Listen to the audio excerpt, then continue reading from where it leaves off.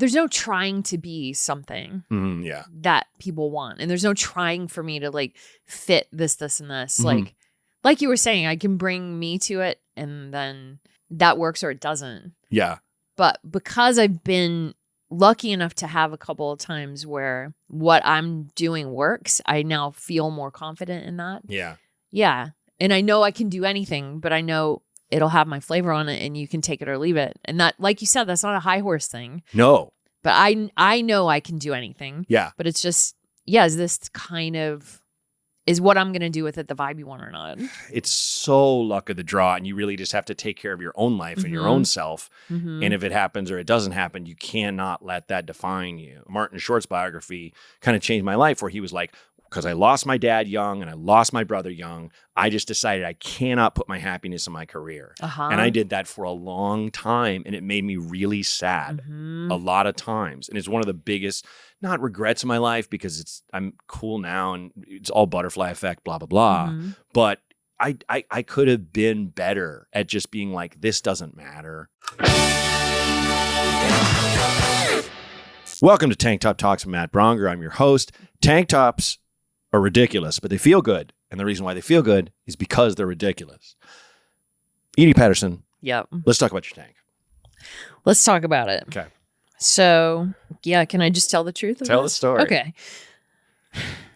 I had a thing right before this. I had a jumpsuit on. I got almost here and went, I don't have a tank top.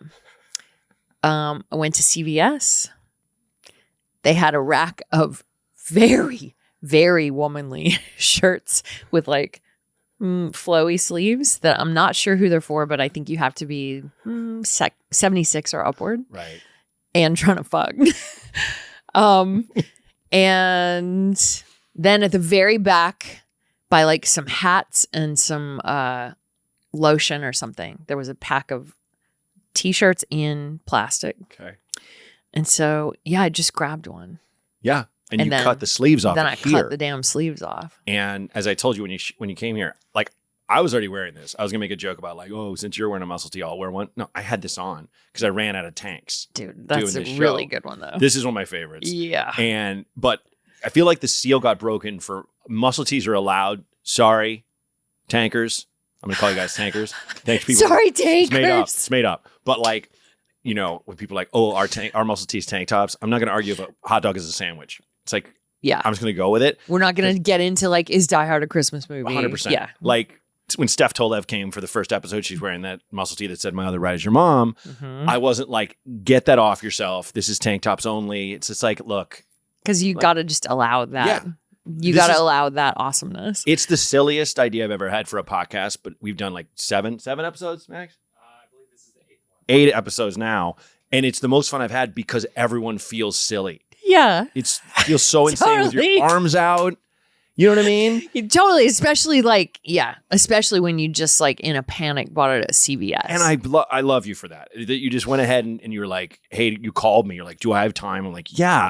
You wear one of mine? I don't know. Whatever. I brought like 5, but like, it's great that you just did that. And you're like, how much you think this costs? And Max like 25. I'm like 20. You're like $35. Yeah, at CVS.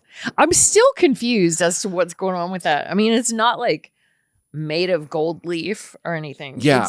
It's a legit t-shirt. Well, they had to pay for the clear locked cells for all the men and deodorant and shit. It's just like, I thought you were going to say the clear locked cells that like the people who work for CVS have to live in.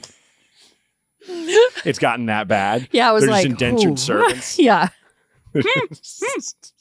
Yeah, they pulled this out of the Menon case. You're right. No, thank you for it. And you're still wearing the jumpsuit. Yeah, like it's just rolled down. I rolled it down. Like I feel like this is maybe like a thing from movies when I was a kid. Like this is how you show like that you work. No, that's one reason. Like I'm so glad you're on here is because we're almost the exact same age.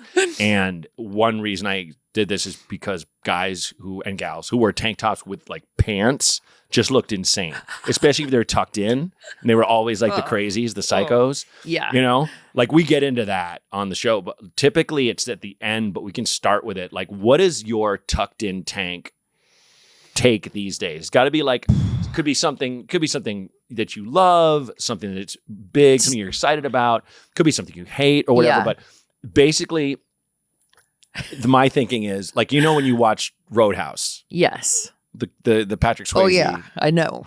When you watch Opus. Roadhouse, yes. When you watch and you see that guy who Yeah. he went out at night in a black tank top and Oh, yeah. it's so tight and it's tucked Yep. into jeans and he's looking to dance Yep. or fight. Yep. And he probably had a belt on. Yes, 100% a belt on. Fitted, suctioned on jeans. That was a good look, though. It was a good look. Yeah. I looked up like the bad guy henchman that does Uh-huh. like the flips and shit with the pool cue and is like, come on. I'm like, what's this guy look like now? Yeah. Anyway, but like, And- what is your Well, what I can get down with okay? as far as a tucked in tank top is probably not what I'm rocking right now with like hanging. But I meant almost like a metaphor for a thing. Like Ooh, okay. David Bory was talking about how much he loves the YMCA. Yes. He loves to go Okay, in there got working out. So like, that's a thing. Yep. You could talk about a memory. You could talk about. I'm Got just you. bombing you with this. You did not know this was coming. Yeah. So Well, I feel like I do feel like a tank top is symbolic of like not just summer, but like a freedom mindset of like, I don't know, almost like it almost makes me think of like Texas and like hot nights and like a day becoming a night yes, and like almost the feeling of like a thunderstorm rolling in right, where you go like, are we people or are we wolves? right, Like there's almost an awesome like powerful like certain percentage horny, certain percentage like mischievous, like yeah. I don't know, I think they're good. No, and I love that take because you're like super Texas. Right? I mean, I grew up my whole childhood there. Yeah. Yeah. And went to college I there. did some research. Yeah. Texas City, Texas. That's right. Oh, is that what makes me super That's what it Texas? says. Well, but I mean, like, no, but I also looked at like a little bit, like, I didn't do a complete deep Yeah, dive. yeah. I'd rather you just share what you want to share. Yeah, I yeah. don't wanna go like, oh, this is your life. Like, that's not what this. But I was also like that jumped out, and then Yeah. you growing up there and stuff, and that is such a Texas take because Texas is so elemental. It's Yes. so like I've been there where it's just like especially certain parts like where I grew up, it's humid. Okay. It's like there's like water in the air. Yeah. Like there's definitely an elemental thing happening. You Mhm. feel like anything could happen, even maybe something supernatural could Yeah. happen. Yeah. yeah, it's just it feels different. Yeah. It feels like, oh, there's a storm rolling in. For sure. Or it's just a party night. I don't know. It could Totally. be. We kind of got to roll with it. Let's just hang these lights in the yard. Yeah. We'll see who comes. People will. I'm going to cooler Yeah. full of beer Yeah. on ice. If we throw some meat on this thing Yes. that cooks meat, Mhm. I was gonna say a grill, but kind of you could put the smell out there, put some lights up. People Yeah. are coming over. Yeah, and I like when I first went to Texas. Admittedly, it was Austin for like 20 years ago. I was just like, yeah, this is the vibe. And then I Yeah. got familiar with all these other areas Yeah. just through doing stand up. But there's no place like it. Really. Yeah. Austin is the greatest for like, I don't know, the feeling of like being on an outdoor patio Mm, at dusk yeah. and like going like, I mean, it's Friday. Let's let this become evening. Right. Like, yeah, it's like the epicenter of that Yeah. cool vibe. Do you find like as an entertainer, because I'm sure have traveled a lot Mhm. for like just as being just kind of like a fun spy, like just being like, Oh, I just yeah. like to sit, let me just sit here and see what the vibe Totally. is with this. you know? Totally. I like to fun spy, and I like to do my very best to find the coolest spots in a Okay. place. Yeah. And then I like to go sit there even by myself and just stare. 100%. Yeah. Yeah. Yeah. No, I've there's a bar in Tulsa, Oklahoma that I found that I was like, if I could, and I had two shows that night, so I drank a phony Negroni. Mhm. You know, Those are so good. they're so good. Yeah. Yeah, look, if you're not boozing, I love those. they're like the taste is exact. Yep. It's like an Impossible Burger without enough salt to kill you. Yep. Yeah. It's like fucking Impossible Burgers. And it's like, oh, my heart. Yeah. It's the opposite. But I was like, if I could just airlift this bar and drop it in my neighborhood, I would make $1 billion. Dude, I had the same thought at a place in Oklahoma City, Oh yeah. Oklahoma. Yeah.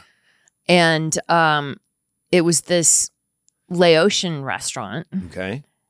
And just through like Googling, I can really go down rabbit holes with this stuff. Mm-hmm. But I could tell it was cool. And then I was like reading more, and the guy was like, I think James Beard nominated. And like, it was so good and so hip, and the vibe was so good in there.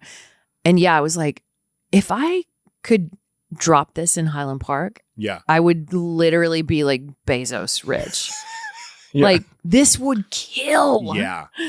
But it's like you can only have those places in places like that where it's still like, oh, this is what it should cost to run a restaurant. Sure. Kind of thing. Sure. Yeah. Like a restaurant in my neighborhood. Do you know All Time? Oh, yeah. Yeah, of course. And come on, baby. The best. I love those guys. And when we bought a house in the neighborhood where we'd already been for a long time. I mean, I was doing what work I could around the house. Mm-hmm. I'm not handy at all. Mostly shoveling drywall and throwing it in the trash. And I'd show up every day covered in dust. Mm-hmm. And they just stopped charging me for coffee. Like Tyler was like, just give him coffee. And I'm like, wait, like I only recently, this is like 7 years ago. I was like, did you think I was homeless? Yes. You know? But now we're like buddies and all that stuff. Oh, that's good. He said once during the pandemic, he was like, I don't know, maybe it shouldn't cost you $2 million to open a restaurant. Yeah. And I was like, oh, yeah, that's it. Totally. That's really it, you know? Totally. Yeah. Yeah. Like, wouldn't it be cool if just whoever was creatively inspired to open a restaurant could do it? Could just do it with a nominal amount of investors. Yeah. Not mortgage them and their children's futures. Yeah. Yeah. I don't know how anyone does it. It's nuts. It's nuts. Like, I'm so happy you're on the show because we're new friends. That's right. And we met at a Jewish Christmas party. We did. The best kind. Yeah, that's right. Are you Jewish? No. Me neither. But Liza Schlesinger and her husband Noah's place. And you kind of made my holidays. You did like oh, dude, I had such a fun time with you that night. I did too. But when I was like, it's so cool to meet you, I'm such a fan. You were like, dude, same. And I'm just in my head, I'm just like, you're so full of shit. No, I was not full of shit. I was like, because you know how it is. You kind of just don't know if anyone knows who you are. Yes. Not that you measure yourself by that, but fuck, it feels good. I did a progressive ad, and Stephanie, who plays Flo, was like, dude, I was so hyped to get you. And that's I'm like, awesome. What? But you're Flo. But it's that's like, awesome. It's one of those things, you know? Dude, she's one of the greatest on the earth. Yeah, she's psychotically good. She's psychotically good and a psychotically awesome person. So kind, so sweet. Yeah. She really is like a special angel on the earth. She is. Yeah. She is. No ego, guileless. No. Guileless, awesome. Just smart, hilarious. She can make me laugh till I'm crying. She's so good. Because I have two friends this way. She and my friend Michaela Watkins, who maybe you know. Of course, yeah. I feel like both of them have like 80-something-year-old women souls that were like planted in beautiful younger chicks' bodies. Sure. Yeah. And they both make me cry laughing because they both just seem like on the inside really, really old, hilarious women. Yeah. Kind of over it in the healthiest way. Or just kind of like thoughts on things that sort of come out sideways. And like, yeah. I mean, yeah, Steph, not to like make this a whole Stephanie Courtney party, but if we want to for a second, the things that she would pitch to do as sketches at the Groundlings that would like never quite make it into the run of a show, I'll still flash on sometimes and like just be like crying laughing in my car. Yeah. She used to pitch this thing over and over where she was this girl who was in an iron lung. And then she also this one made it in a few times. I forget what this chick's name was, but she was this miserable woman who worked. She answered phones at the Spearmint Rhino. Okay. The strip club, for those who don't know. Yeah. Yeah. I mean. And for whatever reason, the phone that she had to answer was like in the basement of the Spearmint Rhino. No. But anyway, I literally could, I could watch her forever. Yeah. Well, and it's, do you know Katie Dippold? A little bit. Because she was, I feel like we have some same pals. I'm sure. But. Yeah, she was a writer on Mad when I was on there. And she always had this brain. I had a crush on her immediately because it was like, she was so, just even how you were introducing how, like, kind of saying how Stephanie talked, like the way Katie'd be like, what if, and an idea that would just make me take all my ideas and crumple, because you just saw things like you write to the, she wrote this sketch she's like, I think because I was the biggest guy on the show, like the tallest guy, called Weight Smashers. That was like Bobby Lee. And it was just like I lost 80 pounds. Look at me now. And then waist. And it was just based on her watching, and a guy, he put the waistband a little low. Like he was, as this thing where it's just, and it got caught. And they kept, I had the skin suit on underneath, but I was otherwise naked. And they kept just doing the blur. It was like, come on, man. But it was like, he'd been heavy for so long, he hadn't seen his my God. dick and balls for so long. Oh my God. And it wasn't even a thing of like, look at it. Like, I like when you look at it. It's just like, I can look at it now. Totally. And he does. That's so good. And then she was walking through, and she goes, and in the end, you just walk out naked casually. And I remember just like crying because I'd been on sets before, and he just had this guy, and it's that thing where he's been told like 9 times, fucking stop. Yes. And he gave me a mullet wig. Great. But she had me play it, not like dig this, just kind of like. And then he's been told, and then he just walks out like, oh my God. And her describing that, I remember just being so like, good. I'm seeing her as a naked man. So good. Yeah. So it's having those friends that are just, dude, it's the best when you meet someone and like you instantly have a crush on their brain. Yeah. It's the greatest. It's the best. Yeah. Yeah. I like did you go to the Groundlings like first? How long were you in LA before you got to the Groundlings? I mean, I started taking class there pretty immediately. Okay. And then got into the main company in with my friend Mikey Day. We got in it was either the very end of 2006 or the very beginning of 2007. Okay. And then I stayed in the main company for a chunk of time. And then at a certain point, you become an alum. Yeah. Well, and at Groundlings, I've never had any dealings other than I've made so many friends with everyone from Lorraine Newman on down. It's one of those, I love the fact that I was always a little bit, even in Chicago, a little bit of an outsider. I did Improv Olympic. I did The Annoyance. I never did Second City. I did some shows in like the Skybox, which you can just rent. Oh. But like I got here and it was like, I was like, oh, there's no, like, in Chicago, I was in the time of like the Capulets, and I'm mixing up the Romeo Montagues and Capulets, stand-ups and improv, and it'll never fucking meet. And when I got to LA, UCB showed up, and it was like totally all comers, even though there still was but that sucks, but this sucks a little bit. But all of those theaters they're all hierarchical for sure. But Groundlings was always this thing that it's like I don't want to go through that and ruin it for myself, because I've met so many amazing people, and I love that it's just unabashedly character based. Yeah, I really that's so the thing. The whole I always say they have that thing about like playing. Sex City was like play the height of your intelligence, but at the same time, Chris Farley auditioned. I've said this on the show. For his audition, he came out, tripped, and flattened a non-collapsible table, smashed a whole table, and got the job. Because they're like, we can't. That's so stupid. I do think that is at the height of intelligence. Absolutely. Yeah. It's not being hampered. Yeah. Susan Messing was like the best improv teacher I ever had, and she's still in Chicago, and she's still rad. And she was the one who's like, if you can do a thing that you're good at, do it. If you're don't be a bad dancer if you can dance. Yeah. If you can sing, fucking sing. Totally. You have to.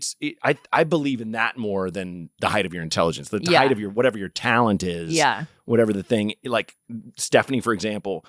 We were just doing the dumb scene in the office, and she's just throwing me like alley-oop after alley-oop after alley-oop, where I'm trying to throw stuff back, and you could see her just like, I don't care. I don't care if I'm funny in this at all. Yeah. And I feel like she's just like that in general. Well, totally. And she, she is so deeply funny, and she knows like the secrets of good improv. Like if she's coming at it and her whole way of thinking is to make you look good. Yeah.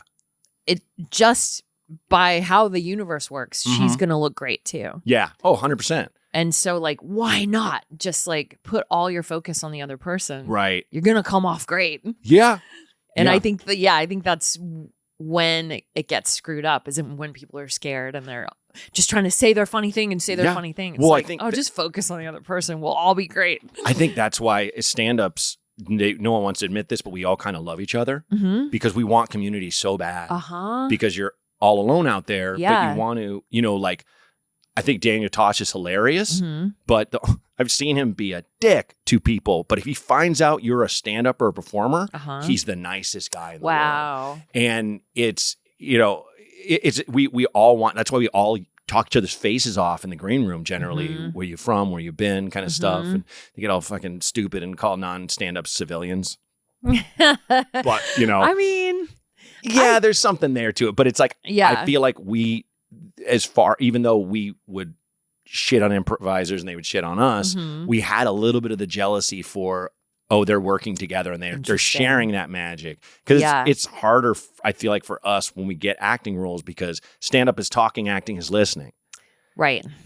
And that's what all these kids who are like, I want to be a star, they don't get. It's like, you have to, it's not you. Yeah. It's you listening and reacting to this other human being. Listening. Yeah. Absolutely. Yeah.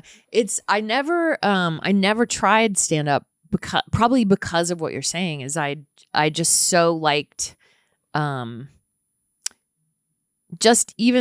loved the thing of improv of like, if we're talking, something's going to start to exist here that isn't from my brain and isn't from your brain. Yeah. It's from when our thoughts went. Yeah.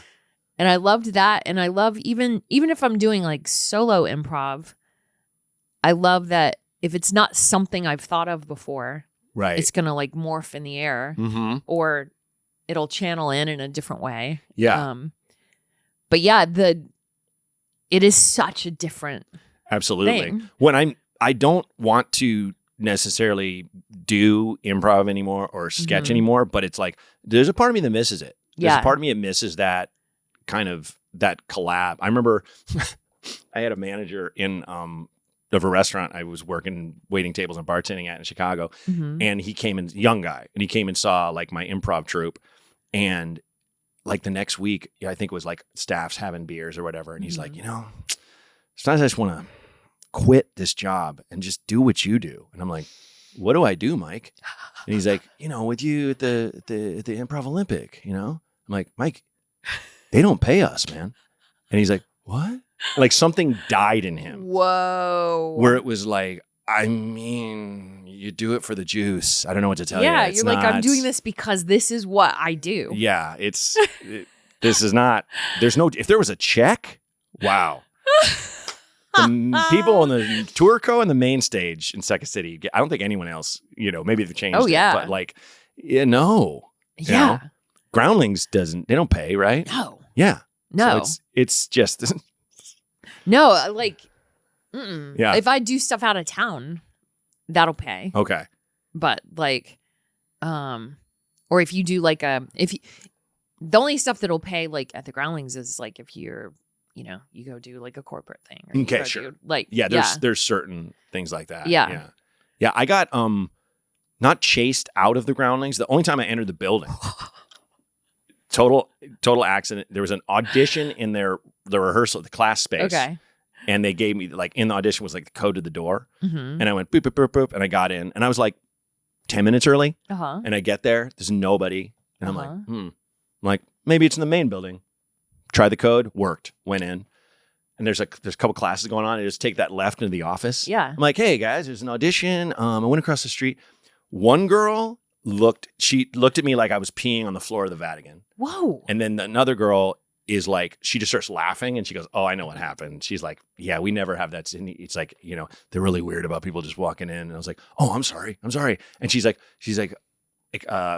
and it chased out is strong, but she's like, yeah, it's going to be over there. They'll be over there. I was like, okay, cool. And I walk outside and I'm on the sidewalk looking and I hear, hey man.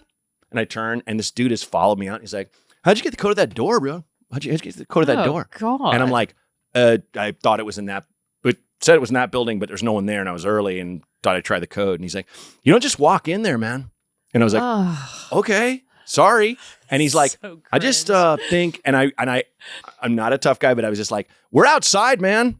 We're not in the building. Yeah. I'm like, you got to stop talking to me like that. Yeah, And I don't just come walked for away. me. But I think it's Ugh. because who knows what that guy's deal was, but I think, we all drink the Kool-Aid on some level. Sure. And I feel like Groundlings had to have been his life. And you do not either breach that- this chamber, well, Maybe maybe that or you thought like a performer gave me the code and wanted to find out who that was or or something. it's just like it could have been because it's on Melrose. Yeah. And because there have been every now and then some weird things with like people wandering in. and, Yeah, like, sure. Stuff can get weird sometimes. I'm sure. Yeah.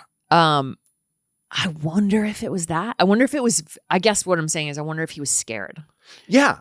But still, he was very bro-ish. Yeah. What was that thing Yeah. of? I It have had no it idea had who it this would had have been. it had the vibe of saw you looking at us, dude. Oh, Which come I've on. been through as a tall man my whole life. Really? Oh yeah. So people just Yeah. want to start Hey, big something. bro. It's always punch that big guy. Always. That's the Oh, rule. That's the rule in God. public school and prison. Yeah. Oh God! But Even as an adult, that's what made me go, fucking this is Yeah. still going.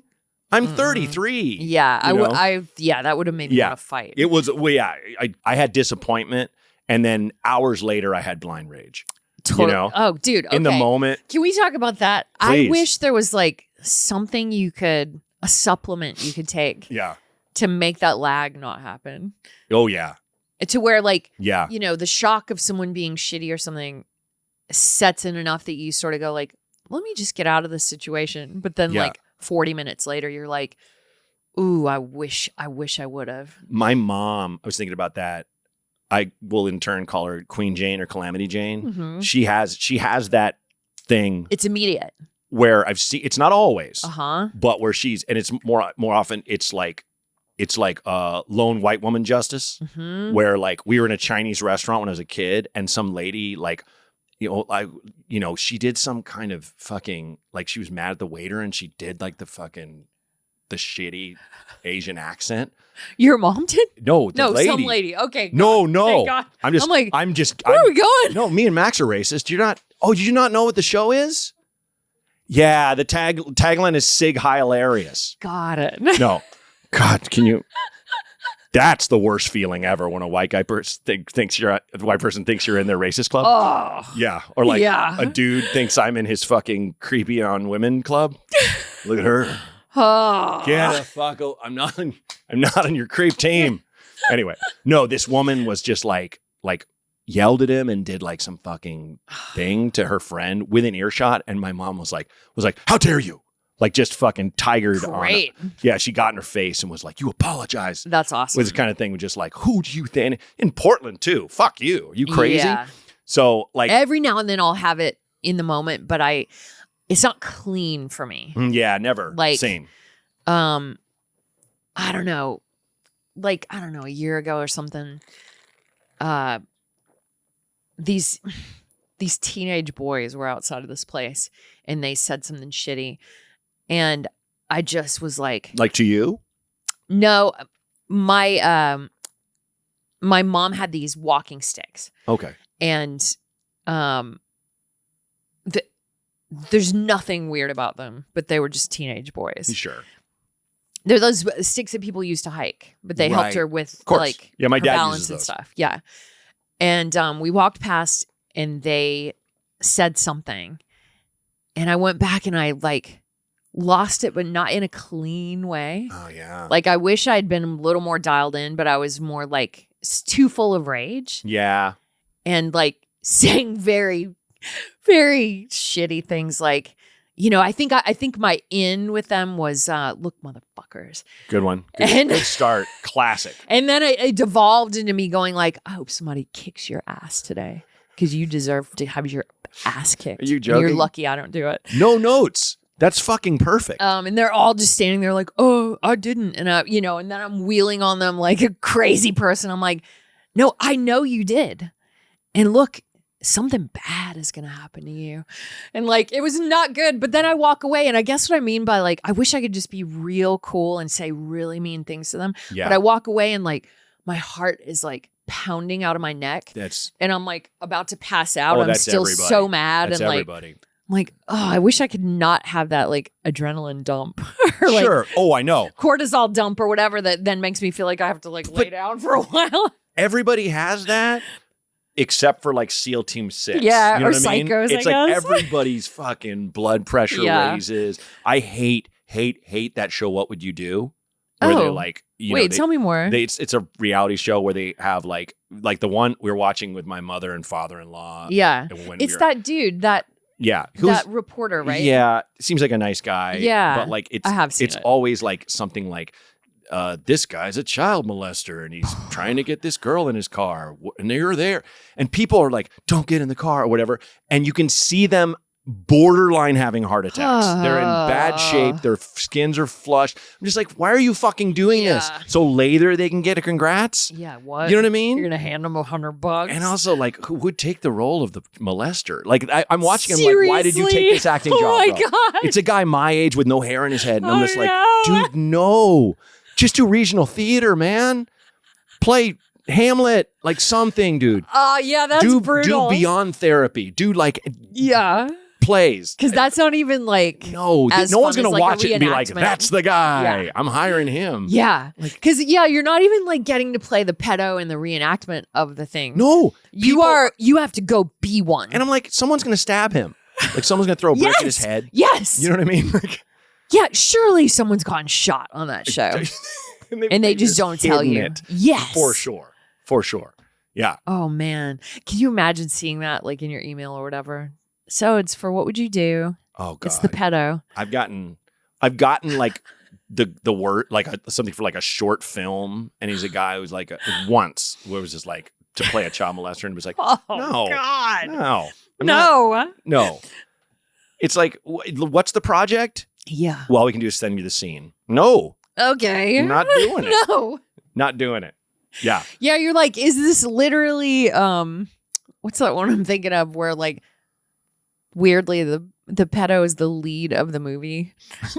That Kevin Bacon thing. Oh yeah, The Woodsman. movie. The Woodsman. Yeah. I'm where he's like- like holding a basketball. Yeah. sadly, on the cover. Yes, Yeah. that's the poster. Yeah. I'm like, unless this is the Woodsman, nobody wants to play that. No. And God bless him for like Kevin Bacon can do anything. Seriously, You know what I that's mean? what I'm saying. And it was like a very like tough role, and like I see why he took it. Yeah. The like guy trying to get an actual girl into his van for a real person to have a Which- heart attack watching. I don't know this, but from what I understand, the way they try is they catfish. They do online shit. Yeah. No one's in a fucking. It's not the 50s. Yeah. Driving around in a van.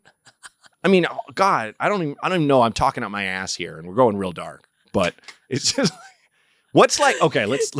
You Yeah, talked is a about van a thing you talked anymore? about worst audition or worst things you've gotten. Uh-huh. I'll like I think the one mine was when they were thinking the guy was thinking of leaving like Man versus Food or something. Okay. Where it was like you just take on eating Oh. challenges, and I was Whoa. like, fucking never, never. I used to weigh 35, 40 pounds more than I do now. Okay. And like it wasn't even like modification other than like exercise Yeah. way more. Yeah. And then you kind of eat less and blah, blah, blah, blah, blah, Yeah. blah. But like, I was like, I feel like I've risked my health. I've done hard drugs. It's like, fuck, no. Yeah. I'm not going to keel over so you can No. film me take on Mm-mm. a burger called the Trail Boss. No. somewhere. And you know what? All those dudes who do those shows like that, where they're like, let's go to every city and eat a burger with chili on it. Like all of them, I feel like at some point go through some kind of health thing that we're Yeah. not privy to. Right. And then they all start dropping weight. And it's Or they die. well, it's like the porn thing though, where it's like, not that no one was looking for me, but like, it's that thing where like I could never do porn because sex is a treat. I don't want it to be my job. It's fucking awful. You know, like Should we go into how you almost did porn? not to do my act, but it's fucking oldest, stupidest bit. But if I was ever in a porn, it'd have to be called, but he's so tall. Tall but short. The Irish curse. So, no. Do you have one you can think of in your inbox that you Yeah. saw? I'm sure, years and years and years ago. God. I mean, yeah, I have friends who are good about like noticing that. Okay. And they'll like almost put themselves on blast. I feel like my brain was such that I always just wanted to like get that out of my system. Like I didn't want it on me. Like, yeah, if you don't have one in the chamber, then thank God you have this like such a positive outlook. I kind of don't, because then later I started realizing too, oh, they don't know what they want. Even when it's because it could say something like so completely different than me. Yeah. It could say like way older than me or a different gender Sure. or like, of course. But that's when I started realizing like, oh, I'll just go do what I do and maybe that'll work or not. That's it. It's like Walton Goggins was talking about how I'd be like, here's my version of this, where it's like, oh, we do want the Walton Goggins take. Think what I'm just like, yeah, like once I started kind of doing that, like we'll see if this guy is Matt Braunger or not. You let me know. Totally. Not that I'm high horse, but no, but my wife, who used to be my manager, nailed me once where I was like doing all these, Chekhov airs of like, what's the space and are you flowing? Are you, all this stuff. And she's like, honey, you're not Christian Bale. Just do your voice. Yeah. Don't. And then you kind of are Christian Bale. Yeah. Because then it can be awesome. Exactly. Yeah. Yeah. Like, but I think it takes a while, I think, to get to that freeing place of like, oh, all I've got is that of me. Well, that's it. And it's worked for you. Can I just talk about it a little bit? Because last couple of years kind of blown the fuck up and it's great. The amount of women I've met who talk about Judy and are just that article or like the personification of modern female horniness. Oh yeah. They did a Playboy profile. But it's a mantle. You know what I mean? That's awesome. Very fascinating and very cool, which opens up horizons for you, I'm sure, which is very cool. But like, how is that going? Because I feel like you're a grounded person. I met your husband. He's lovely. Yeah, he's awesome. And, I feel like it's almost like me having a kid late. It was just right for me. Is this feel just right for you? Or yeah, because I do think it took me a while to go like, oh, there's no trying to be something that people want. And there's no trying for me to like fit this, and this. Like you were saying, I can bring me to it and then that works or it doesn't. Yeah. But because I've been lucky enough to have a couple of times where what I'm doing works, I now feel more confident in that. Yeah. Yeah. And I know I can do anything, but I know it'll have my flavor on it and you can take it or leave it. And that, like you said, that's not a high horse thing. No. But I know I can do anything. Yeah. But it's just, is this is what I'm going to do with it the vibe you want or not? Love that. Yeah. Yeah. And I feel like that's absolutely the key where I don't even say win or lose because it's so luck of the draw and you really just have to take care of your own life and your own self. And if it happens or it doesn't happen, you cannot let that define you. I've mentioned this before, but like Martin Short's biography kind of changed my life where he was like, because I lost my dad young and I lost my brother young, I just decided I cannot put my happiness in my career. And I did that for a long time and it made me really sad a lot of times. And it's one of the biggest, not regrets in my life because I'm cool now and it's all butterfly effect, blah, blah, blah. But I could have been better at just being like, this doesn't matter. You know what I mean? Well, yeah, totally. We'll get them next time, whatever, dude. Who knows? Yeah. The amount of callbacks and even testing where you walk in and you lost them right away because of the shape of your head. You don't know. Something you cannot control. Not control at all. Yeah. Fully. Yeah, I think like, I don't know. I do wish it didn't take a while to get to that. But I also think like, oh, I wonder if that's just the thing where, the thing you hear of like, if you're in a band or you're a musician, you really have to like play music and get in front of people. And like when people sort of skip that whole like growth and playing in front of people thing, you can feel it and it's not a lasting thing or whatever. Sometimes it is, but I wonder too sometimes if like, oh, if that's just what I had to go through to even know it. I wonder Yeah. if you have to go through it to know it. I think so. I do like wish I could tell people like, yo, here's the one secret. Don't ever worry about No. what you're trying to do. Never try to be like the best. Right. It doesn't exist. No. Be the best you. Mm-hmm. Be the weirdest you can. Yeah. It Yeah. is. It is the fun. If you find the fun weird, Mhm. where you kind of just get into that flow, Yeah. then it's you're definitely off the races. Yeah, just say the truth. Just say it like you mean it. Yeah. And just because it's coming out of you, it's going to be different than anyone else doing it. Yeah. So just say it like you mean it. Could you see yourself at 80 years old just showing up to a friend's wedding as Judy? If they asked you. Like a younger friend and just talking all that shit. Just Yeah, for sure. because it's like, I mean, like my wife, we love gemstones, and like I know Tim, Yeah. go back and like, I know so like couple people peripherally and stuff. Yeah. But it's like when you come on screen, my wife is like, shut up. Like it's this thing of like, awesome. because it's always so fucking fun because you're like lay out like for the weird analogy, the Avengers, like you have the hammer of Thor.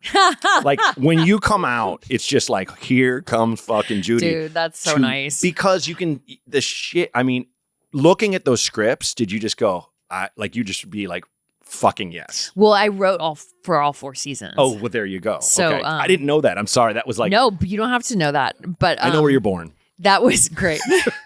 that was one of the cool things about the job. There were so many cool things about it. That's so awesome. But to be fully in on the creation, yeah, was awesome, and to write things that were making me laugh for me to say or for other people to say, was really, really fun. That's great. Yeah, yeah, because I feel like when you have that hair, you're almost like an insane doll. For if sure. That makes sense. Because it's the same. I was like watching one episode. I'm like, oh yeah, it's a hairstyle of a fucking crazy doll. Totally. It's like Annabelle hair. And I wanted it like, I knew before we even started, I wanted to have super, super curly hair. It just seemed Really? right. Yeah. And that just seemed right to me. And then when we were sort of talking it through and stuff, Brian Moss, shout out, genius hair dude. The thing he played with initially was that kind of awkward length. And I was like, oh, this is exactly right, dude. Dude, it always made me feel a different way. I used to have hair as long as yours. I looked kind of like a fatter Chris Cornell without the face. Like I'll show you a picture, but it was like, because my hair is curly. So it was like lie flat, and then I have this to my shoulders. Full spoon man. Full spoon man. And black hole sunning. And my mom fucking hated it. And she made me go with my dad. They found like this stylist and shit, and he cut my hair like this. Whoa. And it was like, it looked like a bell. Whoa. Because I was like, you're not cutting it to my head. Yeah. I like it. Yeah. And ironically, I only grew it to do Shakespeare in college. You know what I mean? To play Dogberry and not Midsummer Much Ado About Nothing. Much Ado, yeah. Yeah. And so I was like, oh, hey, my hair looks cool like this. And it just kind of kept going. Like when I was a waiter, I used to have to pull it back. Yeah. And it's so dumb. But like, that length is it so does something different. Odd. Yeah. Like it works with some people, but not with a weak-chinned man who's grown a goatee to see where his neck and face meet. Like it just doesn't. But like when you would look at it, was your thought like, yeah, this looks pretty dope? No.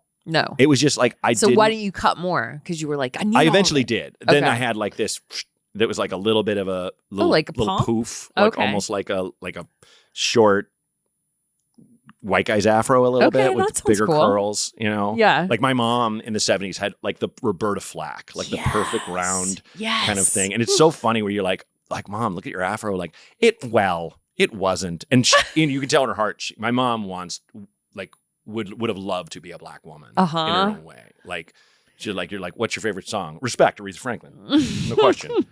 she went like this Peace Corps splinter group, Catholic, I call it that, but it's like the Catholic version of the Peace Corps went to Belize with 145 of that song. It's the only music. Whoa. All I need is this song. A 45. Yeah. Whoa. Yeah. I wonder what the B-side of Respect is. I should look that up. That's a Yeah. good question. Because I wonder if she ever flipped it, Mhm. or if it was just like pull the needle over, pull the needle over. What I know, right? Yeah. Yeah. She ever even knew. Yeah. It's like all I need is this song. They at one point asked her to teach them baseball. Whoa. And my mom knows nothing about sports. And she went ahead and tried. I want to find out Jane Braunger's baseball rules. Seriously. You know what I mean? Because my mom is like, she's an English professor Uh-huh. with a doctorate. Like she does the details and can fucking, Yeah. all the Do you stuff. think she like I want, if I found an encyclopedia that- and figured out how to play it, or I do you mean, think she just made it up? I don't know. I Oh, think, no, we gotta I don't find think she out. did because I think it was on the spot. They're like, let's Yeah. do it right now. I think she just off the head. So in like Okay. my head, is she like having them just bean each other like dodgeball or something? Here's with my guess Okay. is that it still had pitch, try to hit. Yeah. 7 bases. Yeah. I Sorry, bet go you, ahead. no matter what, if you hit it, I bet it was like go all the way around. Like I bet there were no singles or That's doubles great. Yeah. but it was like you hit it, keep on running. Well, and only the people in the outfield can catch the ball. So if it comes near the pitcher, Duck. it's got to just let it just keep running. I can't touch this. And those guys can't come in the outfield. So are your parents still with us? My mom is. Okay. Yeah. She's doing okay? Yeah, she lives with us right now. She's doing great. Oh, nice. Yeah.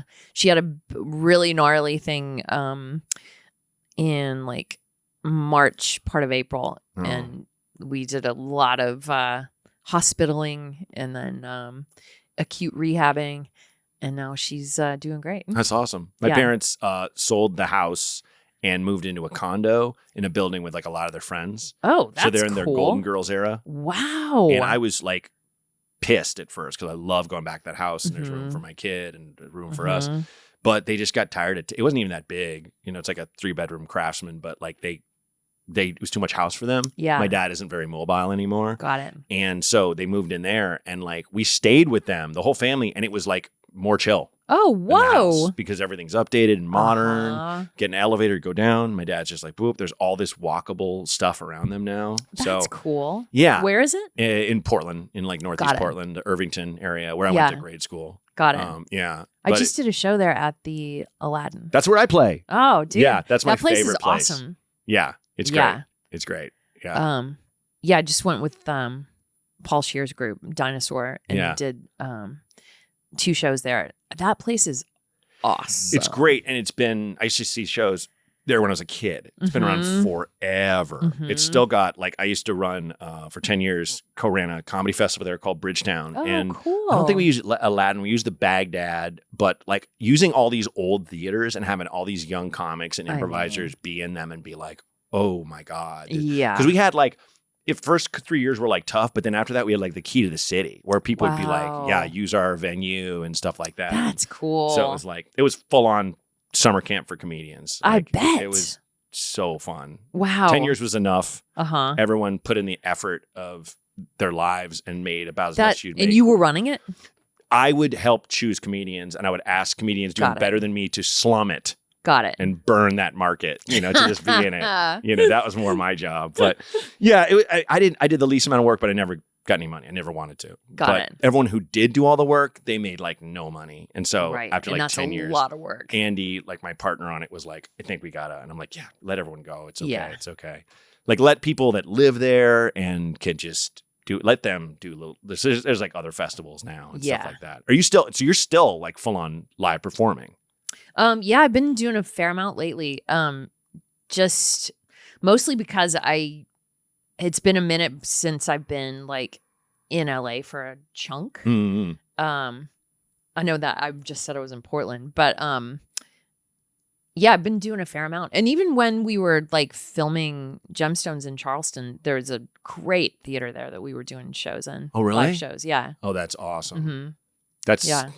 literally the dream to be like, I've had it once or twice where you you shoot on location and then you find a little spot. Totally. You can do like a drop in or whatever. Like Atlanta, when I was shooting stuff there, that was the place. Because there's just shows every single night. Oh, really? Yeah, I would tongue-in-cheekly call it Black Portland because there's trees everywhere. It's super artsy-fartsy, but it's very black. Where there's so much stand-up, so much improv, so much sketch there. It's cool. Crazy. Yeah, that's awesome. It's like a low-key LA its own way because everybody drives and it's very multicultural and it's wide. Yeah. It's that thing where you go here, you go there, it's completely different. Yeah. Kind of thing. Is that one of those places like I told you, I've never done stand-up, but I know like when people are in New York doing stand-up, you'll go like in one night to like 3 or 4 different places. Yeah, you can Atlanta's do like that. There was a show that didn't start till like 1 a.m.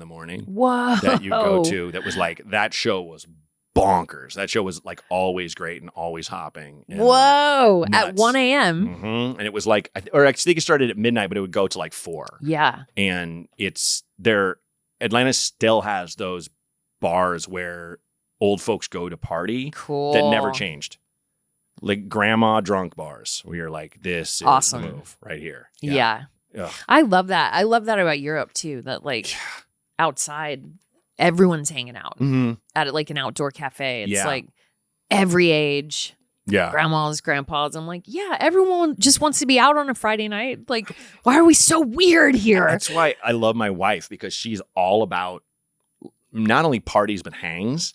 Where it's like, come over, just chill. And I'm only child. Well, no, I want my space. Yes. But the more I push back against that, like the more fun I have, the more like kind of enriched I get. Yeah. Where I'm just like, oh, let me just vibe with this person. And, you know, like my friend Akela, who's on the show, who like takes care of my kids sometimes, but she's very young. She's also a really good playwright. She's in this kind of playwright group that was started by like Sam Shepard and a bunch of other people. Wow. So she has like 80-year-old friends. Dude, that's awesome. She's like 23, 24. That's awesome. Where it's just like, that's my friend. And he was the bassist for Zappa. I'm like, that's awesome. It's like that's the community thing. Yeah. You know?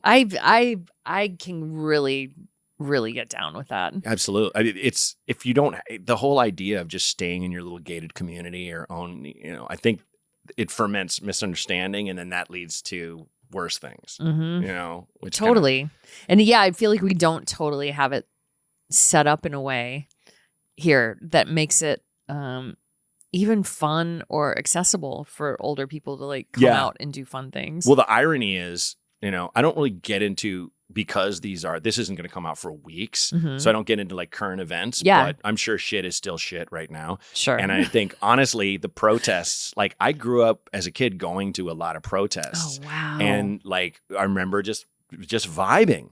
Where we're all angry, but at the same time, are you okay? Are you okay? Yeah, we're all in this. Yeah. And I feel like the difference is with me, in my little like toddler clothes protesting Reagan and the Trident submarine.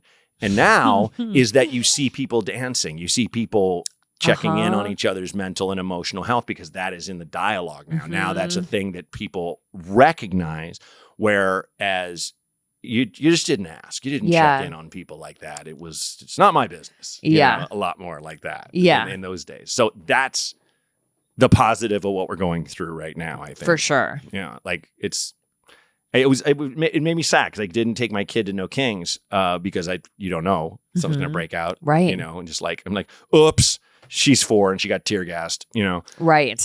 But I was there and my friend's kid was there, and I'm like, well, fuck. You're like, oh man, I could have shown her this. Her friend's here, yeah, But how can you know going into something like that? Yeah, exactly, yeah. Because if you even have that like little hitch of a feeling of like, ooh, something might go weird. Yeah, I can't.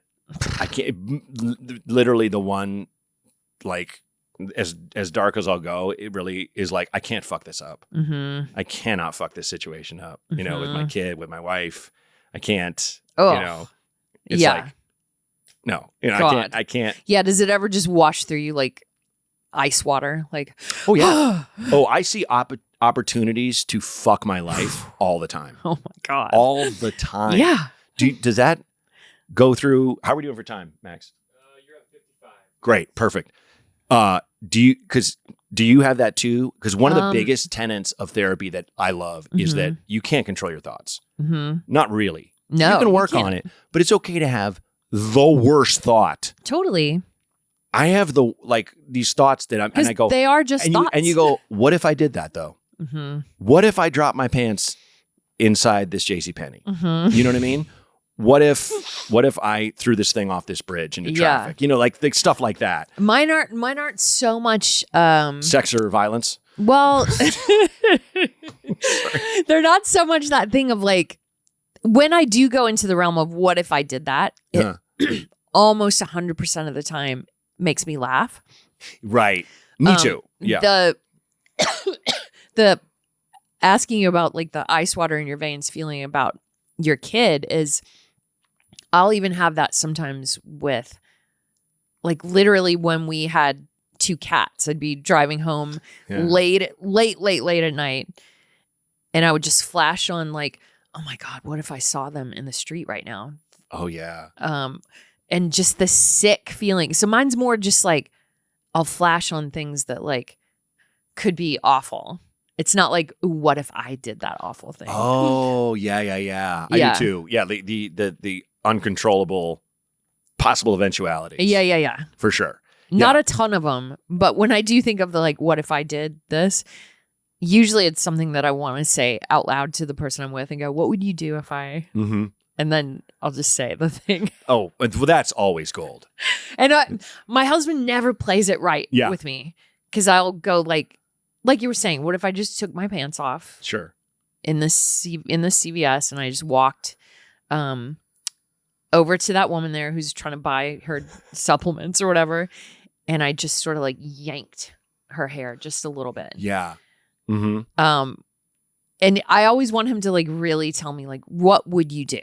Right. Tell me all the steps of how that would. Such a fun one. But he's always like, I'd have to get you out of there. I'm like, no. I need you to break it down for me.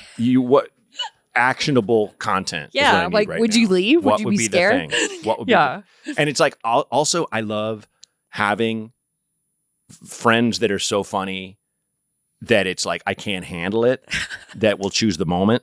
Yes. Like George Carlin had, when I was a kid, Class Clown album was my Bible. Oh, and, wow. And it's still like this thing where it's like, because I understood why I needed attention all the time at school, why I was the class clown and different clowns. And it wasn't just one. Yep. You know, Second Banana would fill in like his thing. But he has a thing where it's like stifled laughter is the best laughter. Oh, Kneeling in front of the casket at a funeral. The best. You know, and like, you know, I it's a story that I did on a special mind, but do you know Al Samuels? Mm-mm. Oh, I know who Al Samuels is, but I don't know him. He's a fucking guy who like, and he was like, it didn't go like that. But there was a story where they'd been doing improv, like this show went so long, like some corporate show, and they're all back in the hotel room, and they're like, people are like maybe cracking beers, but most people are like dead. And like, I think it was TJ Jagodowski was like, I don't know, but you guys, I like to party. You party? Do you guys party? Like being that guy?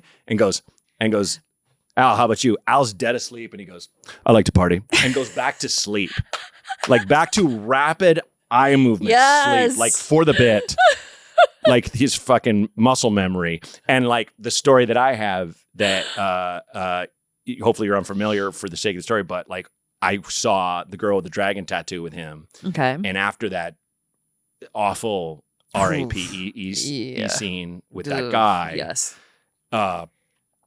You know, it's dead silent in there, and Al in my ear, like only loud enough for me to hear, goes, I'm sorry, is this We Bought a Zoo? And I'm fucking, like, I'm ruined. I'm crying laughter that I'm making like honking noises. Yes. And people are like, you're fucking laughing? Oh my God. It was just this fucking perfect. Yeah, you that's got perfect. Me so good, dude. So good. Because it was like, I didn't see that coming at all. That's awesome. And that scene is so legitimately and deeply upsetting. So bad. Yeah. Like, it made me mad at the filmmakers. Yeah. I was like, how fucking dare you guys? Yeah. This sucks. So bad. So yeah, I can imagine that being dropped in that moment was perfection. Perfection.